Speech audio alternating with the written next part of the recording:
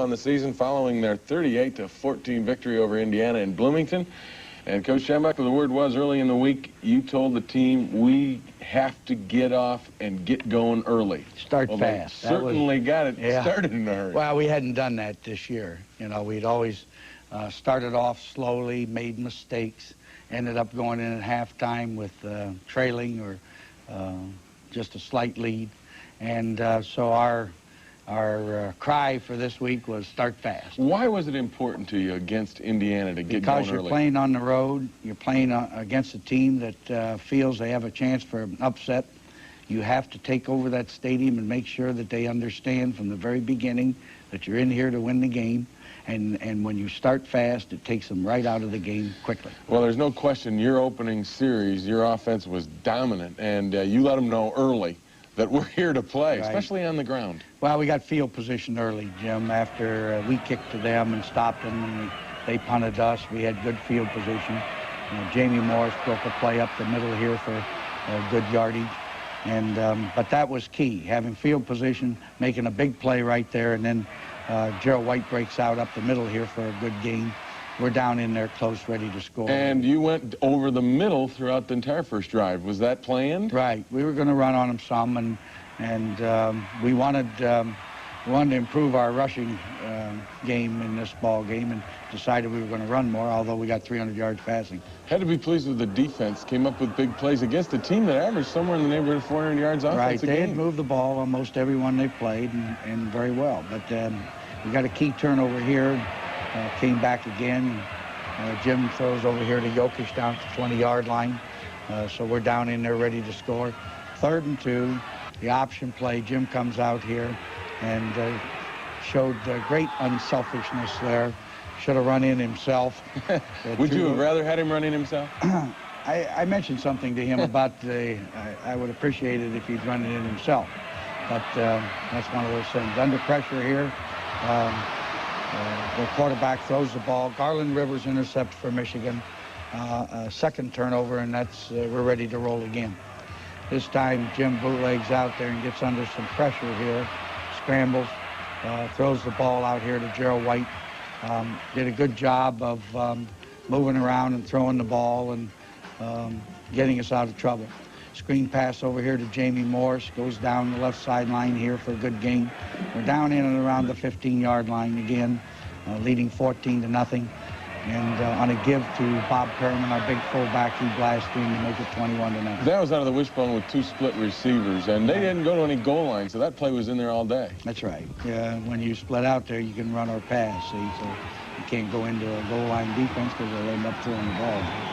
Thomas Wilshire in the game now, tailback for us, Jim. Had a good run there. This is throwing out of the wishbone look here. Jim scrambles around, does a great job getting the ball to Gerald White. I thought that was a tremendous play. That's what I like to see him do, move around in that pocket and hit him like that. Here on a tight end delay, gets the ball to Jeff Brown, and Brown picks up a key first down for us. They did a good job stopping your running game a little bit, and then you went to the pass, and that was in there. Right, that's right. Jim rolls out here, hits John Colasar for a big play, knocked out of bounds at the 3-yard line. Offensively, you got everything going your way at this point. Right. Bob Perriman dives over the top, and the score goes to 28-0. Now, 28-0, you're thinking, well, wait a minute, this is not the same Indiana team I thought. Was it because you got on them so early? Well, I think so, and I think they felt, gee whiz, we're not going to have much chance in this game, the way it turned out. Here's another sack. Steve Thibert does a good job coming off the end position there and getting. So we're back here again, and we get the ball late at the 20-yard line. Wanted to get a little field position to decide whether we would try to get another score or go in leading 28. On a 3rd down and 4, Jim's under pressure here and does some scrambling around and puts up one of these Hail Mary passes, and we get behind the defense, and Kenny Higgins catches the ball for a touchdown. Okay, that late touchdown, just before the half, just a couple seconds remaining, that was a gift. But it had to make you feel, hey, now, we've got this under control. I mean, right. Well, there's no question the game was under control at halftime. The problem with games like that is you know you're going to win the game. You also know you're going to have a sloppy performance the second half. It happens every single time that you're in a game where you've got the game out of reach for the opponent. When you go out the second half, tried to get them to understand we wanted to do a good job on 1 or 2 drives the second half before we put the other guys in. Unfortunately, we did a poor job. Well, we'll have a look at the poor job that Michigan did in that second half when the highlights are coming at you on Michigan Replay when we continue. I think overall we played very well, both offensively and defensively. Another good team win. We got to cut out the mistakes a little bit. It's going to be the most penalized game we've ever had, but you know, those things will happen. I thought it was a good game for us, so it was great. You know, just a great job by Kenny Higgins of getting open, you know, and he had a man on his back, and he just turned and started running for the end zone. I saw him, and I just really let loose of it as far as I could throw it, and you know, just fortunately he caught it. I remember that one for a long time. That was fun. They ran a lot of 70 today, and against their options, that's a good defense to run the option against, you know. And Jim was giving me the ball, reading it well, and fortunately I was getting the ball and had to get a little speed up, and I was doing okay myself, you know. But that's why I ran the ball, because we ran against that 70 defense, you know. And I knew I was going over because these guys were kind of submarining, you know. So I know I had to go over top to get over those guys. I didn't want to try to run them over, you know. They were too low for me, so I tried to get 2 feet up in the air and jump over.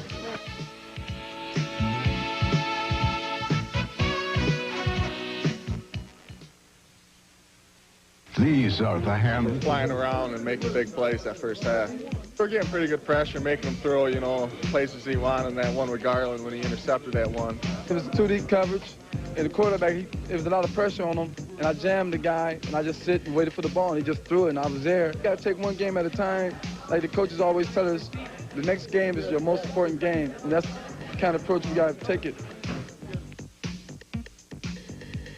Well, the Wolverines leading 35-0 at halftime, and you mentioned before we went to the break, you know, you just know what's not going to happen for you in the second half. Now, the thing I got to ask you, it's a double-edged sword, because you want to get big lead in the first half, and then you're disappointed with what happens in the second half. How do you... Well, you know what's going to happen in the second half. What you'd like to do is to give some other people a chance to play. You're worried a little bit that you haven't played your regulars enough, because, you know, that's the only real scrimmage they get during the week. And so we wanted to come out the second half and put one in, and then we would go to the reserves. Unfortunately, we got down with a first down on the 5 and fooled around. Some guy called a pass play. I don't know who that is.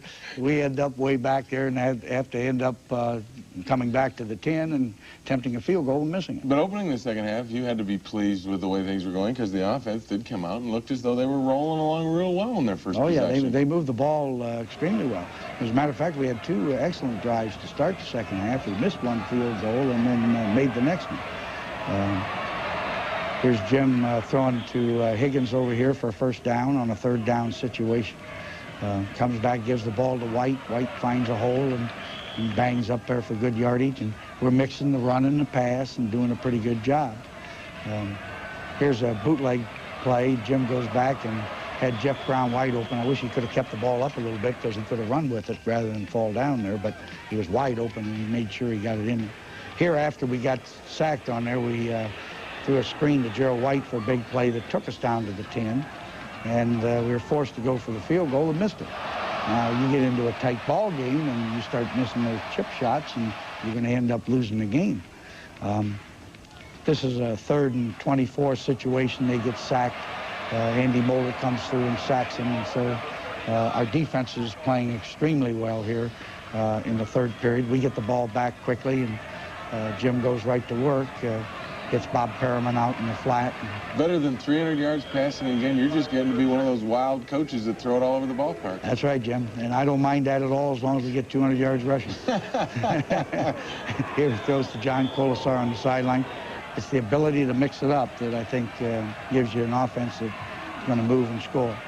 We got stopped here again, really, and had to go to the field goal and kick the field goal. So by midway through the third quarter, it's 38-0. Indiana had scored to make it 38-7. This is their 2nd drive with the football against your 2nd defense. Right. They moved the ball. I'm a little disappointed in our 2nd defense. I used them a lot at Wisconsin. They gave up scores. I used them a lot down here, and they gave up scores again. They get enough practice. They have to be playing better defense. One of the things, though, you do get out of this kind of situation is the experience in a game. That's right. There's no question about that. Here they hit a delay over the middle to their fullback, and they're down in there around the 28-yard line. They get down inside the 5 here, and run a little toss sweep, and he runs in for the touchdown for Indiana's first score. At that point, it's 38-14. It's late in the game, just a couple of minutes left, and Bob Herman on a big day today. Yes, here he breaks up the middle, just runs through a couple guys here and takes off. I think he had a little sore leg. Otherwise, I think he broke it out there, get a little more speed than that. But we rushed for over 200 yards, and we passed for 300. So now, here's the Budweiser play of the game. Jim, this is the broken play of the game. This is not a design play. This is not one that coaches brag about or talk about, that they had some great execution or anything. This is a bomb thrown down there just before the half, and Kenny Higgins is there to catch it. But it's a big play, an exciting play for the fans. So it's our big play of the day, but it is a broken play. It puts you ahead 35-0, though, which is important. Right. We'll take it. You'll take it. Yeah, I was going to say, you want to take it back? We won't turn it back, but we won't brag about our great play. Okay. What is your philosophy about a game like this? How much did you get out of it? You know, it's like we talked about the highlights. You were pleased with the first half, maybe the best first half you played all year. And yet, there's some things I know that you'd like to see happen. Well, no coach is ever satisfied with a game. You know, he's satisfied that he won. But the secret to continuing to win is how quickly you can take a victory and put it away and start looking to the next game. Now we got to look forward to Illinois. And that's simply the way you do it. It was great to win it. We had to win it. If we're going to win the championship, we have to win every game we play. And that game, those people were in our way. We had to win the game. So we won the game. Now we got to look forward to the next one. Okay, and are you where you want to be? I mean, take away the second half, some of the sloppiness. I know the penalties were a problem, but are you where you want to be? We had 12 penalties in that game. Missed a short field goal, made some bad mistakes. Didn't score a touchdown in the second half. A lot of things that we can build on, that we go to work on. But 12 penalties in that game, Jim, that's astronomical. Okay, last question, and then we'll get off Indiana. Any injuries? And the key one, I think, Mike Hussar. Yeah, Hussar is a very key injury. I'm afraid we're going to lose him for a while. I hope it's not too long. He's an important guy in our offensive line, and so that hurts. Believe me, it hurts. We can't afford to get injured.